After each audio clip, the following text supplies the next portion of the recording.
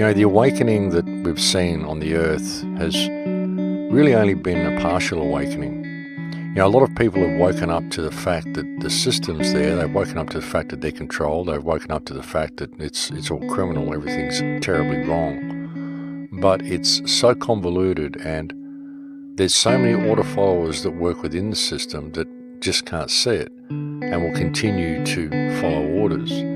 And it's so difficult for people to see any way out. Do they just want to latch on to something and hope that this is going to be it? People have to be very, very careful of wanting their ideas to be true and losing their objectivity in the process. You've got to remain objective through the whole thing. The human awakening, as I said, it's been good to see so many people becoming aware of how bad the system is and the fact that there's something wrong. But people are still only half awake. They're not awake enough to their own power.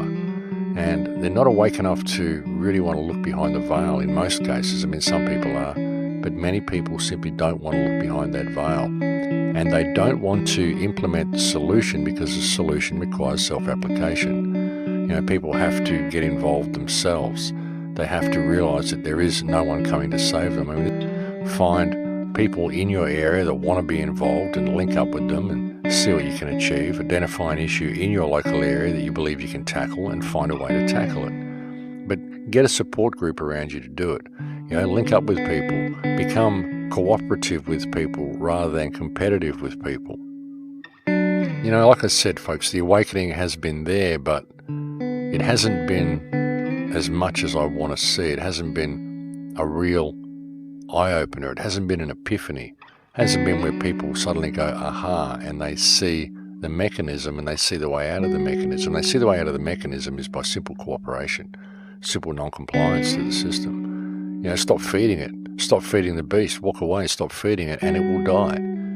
But people don't believe they can stop feeding it because of rules that are written down on paper, because of word magic, because of the spells that they're subject to, and their need to go out there and collect paper in order to pay to be alive. It's the most difficult thing for many people is when they see the system, they just go, oh my God, it's so big and so vast. How do we ever find a way out of it? And really it's just getting people to look up from their books, look up from their computer screens, look up at the sky, just tear themselves away from their work for a moment and just look around them.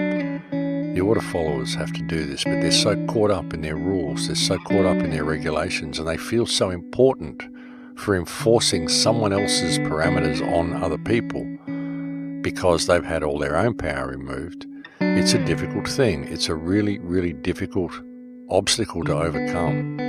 People's belief that they must follow orders, people's belief that they must obey the dictates of others, even if those dictates cause them to step outside of their moral compass. This is such a big hurdle to overcome. I truly believe that the best way you can overcome it is to lead by example in all that you do. And that's why I live my life the way I do. And folks, look, I don't always get it right. I lash out at people. I say the wrong things sometimes, but I try to help everybody that I come into contact with. I try to not profit from people, and I try to reach out to people and help them at every opportunity that I can. Sometimes it's a little difficult. Sometimes it's a little taxing. Sometimes spirit will push you to your limits in order to do so. But when something feels right, you've just got to do it. And that's the way I've tried to live my life. I've tried to live my life in a state of service to creation. Not just service to myself, but service to everybody, but not neglecting myself along the way. I have to serve myself, but not at the expense of others. And we can all do that. But I think the awakening will come. I just wonder how much more people will need to be pushed before they realize that they have the power themselves. It doesn't help pointing the finger. It's about discovering your own personal power and facing the shadow that exists in the world, and realizing that through standing in your own personal power, you have the ability to overcome this shadow.